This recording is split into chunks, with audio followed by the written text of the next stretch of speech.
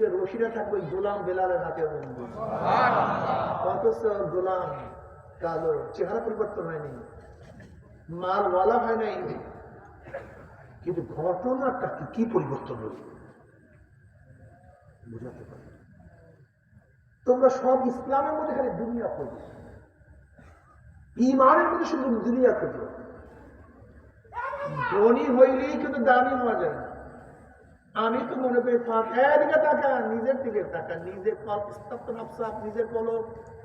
নিজের কলম হালাম দেখেন, পরেরটা মাত্র নিজের কলমের হালাম দেখেন।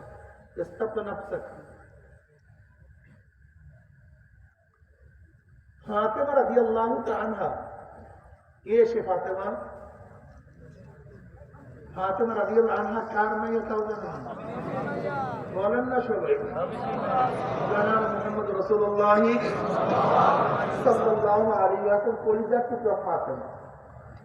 আলী মুর্তজা রাদিয়াল্লাহু তাআলা ফরমান, এক গোটা দুনিয়ার মানুষ শোনো, সরদার দো আলম সাইয়্যিদুল আম্বিয়া মুহাম্মদ আরবির কলিজার টুকরা ফাতেমার ঘটনা ছিল। ফাতেমা পানির মস্ক টানতে টানতে তার কাঁধের মধ্যে রশির দাগ পড়িয়া গেছে। ফাতেমা আটার চাকতি ঘুরাতে ঘুরাতে তার হাতের মধ্যে দাগ পড়িয়া গেছে। শোনো, ফাতেমার এবং আমার বিছানা ছিল একটা চামড়া, বকরির চামড়া।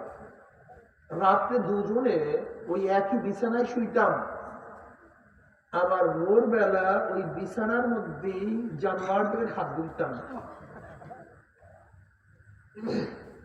আছে এরকম একজন গরিব পুরা মাদারীপুরের মধ্যে? একজন আম্মাজান আয়েশা সিদ্দিকা রাদিয়াল্লাহু তাআলা ফরমান, নবীর ঘরে 3 দিন, অনেক সময় 3 দিন পর্যন্ত চুলা জ্বলতো না। চুলা জ্বলতো না, কিন্তু যারা অনেক দামি, অনেক সাহাবী আহলুস সুফফা, যারা আহলুস সুফফা, এদের হালাত কি? পরিপূর্ণ 2টা কাপড় একজন ছিল।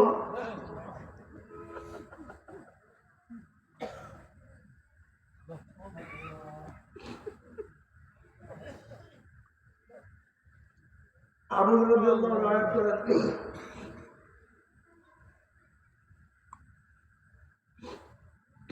একদিন ক্ষুধার কারণে মসজিদ থেকে বাইরে বের হয়েছে। ক্ষুধা যন্ত্রণা সহ্য করতে পারি, মসজিদ থেকে বের হয়েছি, দেখি মুসল্লিরা আমাকে দাওয়াত দেয় কিনা। হযরত ওমর ইবনে খাত্তাব রাদিয়াল্লাহু তাআলা মসজিদ থেকে বের হইলেন, আমি তাকে সালাম দিলাম, তিনি সালামের জবাব নিলেন। আমি তাকে একটা মাসআলা জিজ্ঞাসা করছি। আবু হুরায়রা রাদিয়াল্লাহু ফরমান, মাসআলা আমি জানতাম, মাসআলা আমার জানা আছে, কিন্তু আমি জিজ্ঞাসা করছি কেন? যেন তিনি মাসআলার জবাব দেন, আমার দিকে তাকান, আর আমার ক্ষুধার অবস্থা সম্পর্কে অনুভব করেন, আমাকে দাওয়াত দেন। কিন্তু ওমর ইবনে খাত্তাব রাদিয়াল্লাহু তাআলা সালামের জবাব দিলেন, মাসআলার জবাব দিয়েছেন, কিন্তু আমাকে দাওয়াত দেননি।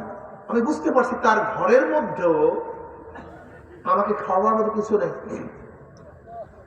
এরপরে আবু বকর রাদিয়াল্লাহু তাআলা বের হইলেন, আমি তাকে সালাম দিলাম, ওই একই উদ্দেশ্যে মাসআলা জিজ্ঞাসা করলাম, তিনিও সালামের জবাব দিলেন, মাসআলার জবাব দিলেন, লেকিন দাওয়াত দেন নাই। আমি বুঝতে পারছি তার ঘরের মধ্যে আমাকে খাওয়ার মতো কিছু নেই।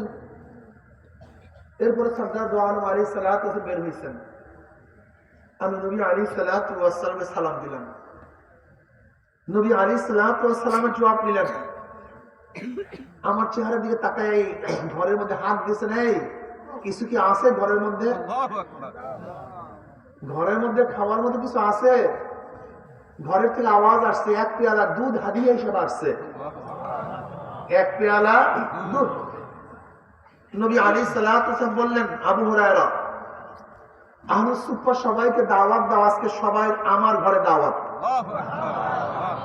আবু হুরায়রা রাদিয়াল্লাহু চিন্তা করলেন, মাত্র 1 পেয়ালা দুধ, মাত্র 1 পেয়ালা দুধ, আমি ক্ষুধার্ত। আহলুস সুফফার প্রায় সংখ্যা 70-এর উপরে, কতজনের উপরে?